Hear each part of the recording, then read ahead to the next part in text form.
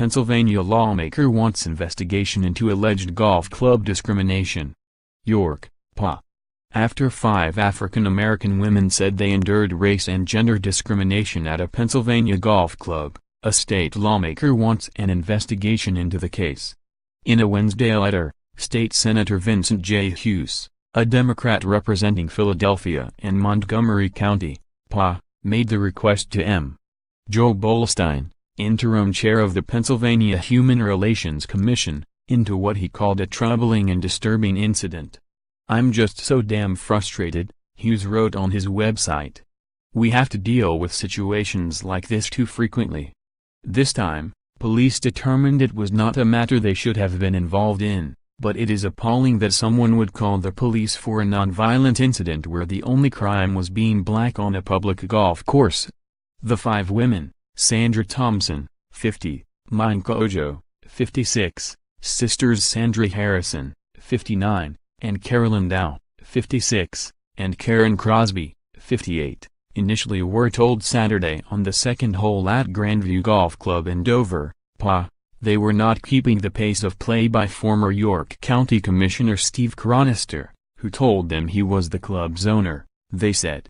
April 24, golf club called police on 5 black women members, apologized, now defends itself, the women say no one else at the club was treated the way they were. Later, the women were told they had been timed on their break between holes 9 and 10 and had taken too long. They were then asked to leave, offered their membership money refunded, and the police were called. "I felt we were discriminated against," Ojo said Sunday. "It was a horrific experience." On his Twitter page, Hughes posted about one of the videos shot during part of the incident. "The video speaks for itself, which is why I am asking for the Pennsylvania Human Relations Commission to investigate the report of discrimination at Grandview Golf Club in York County, Pa. We must address discrimination on the state level." Hughes then tagged Pennsylvania Governor Tom Wolf. On Wednesday, a golf club member who was playing directly behind the women said the group kept pace on the course. Dam and Carter Mann's statements contradict those made by the club's ownership, who insist the women were golfing too slowly. Carter Mann, 33, of Camp Hill, Pa, said he was part of a 3-man group who teed off behind the women late Saturday morning. "Not one time, from hole 1 to 9, did we catch up with those ladies," said Carter Mann. "If that's what was happening, if they were targeted because of their gender or because of their race, it's a shame. We are in 2018, this should not be happening." The story has made national headlines and comes on the heels of a high-profile case in Philadelphia where 2 black men, waiting for a business meeting, were arrested at Starbucks. In one video, shot by Thompson as she and Ojo were confronted by Steve Cronister, his son, club co-owner Jordan Cronister, and several club employees, Carter Mann can be seen wearing a blue baseball hat and sunglasses, eating food he just purchased at the clubhouse. Carter Mann said once he grasped the gravity of the situation, he offered for the women to tee off before him. Only 2 of them were going to continue to golf, they would have flown through the back 9, he said. Harrison, Dow and Crosby had already left, shaken up by a previous encounter with Steve Cronister on the course. April 23, no charges filed after alleged racial incident at Pennsylvania Golf Club, police say at one point in Thompson's video. There is a brief conversation between Carter Mann and Steve Cronister. Carter Mann said he told Steve Cronister that his group did not have a problem with the women playing in front of them. However, Carter Mann said Steve Cronister's response was just golf, guys. Just tee off. In addition to saying the women were keeping pace on the course, Carter Mann described them as very nice to my group. They were extremely professional.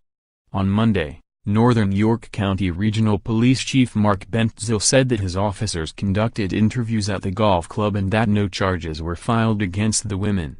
The issue did not warrant any charges, he said. All parties left, and we left as well. Bentzil told the New York Times that officers arrived and quickly determined that this was not a police issue. The 5 women met Wednesday night, however. They did not discuss the proposed meeting with club co-owner J.J. Cronister, Thompson said.